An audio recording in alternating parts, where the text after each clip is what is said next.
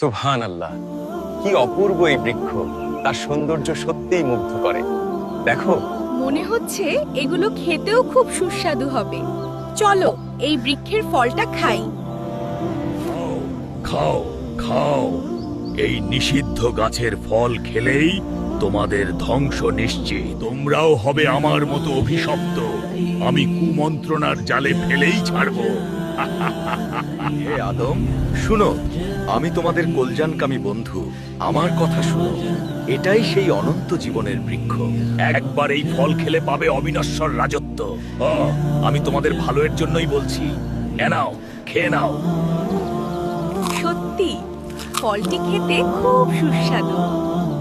হায়, এটাই তো সেই নিষিদ্ধ গাছ। হায়, শয়তানি আমাদের ধোঁকা দিয়ে এই ফল খাইয়েছে। আমরা ভুল করেছি, এখনই তওবা করতে হবে। হে আল্লাহ, আমরা নিজেদের উপর জুলুম করেছি। তুমি ক্ষমা না করলে, দয়া না করলে আমরা ক্ষতিগ্রস্তদের অন্তর্ভুক্ত হব। হে আদম ও ইবলিস, তোমরা পৃথিবীতে নেমে যাও। তোমরা একে অপরের শত্রু হবে। পৃথিবীতে আছে তোমাদের বাসস্থান ও নির্দিষ্ট সময়ের ভোগ উপকরণ। সেখানেই জীবন, সেখানেই মৃত্যু, এবং সেখান থেকেই পুনরুত্থান হবে। হে আদম, আমি অবশ্যই তোমাদের ধোঁকা দিয়ে পথভ্রষ্ট করব।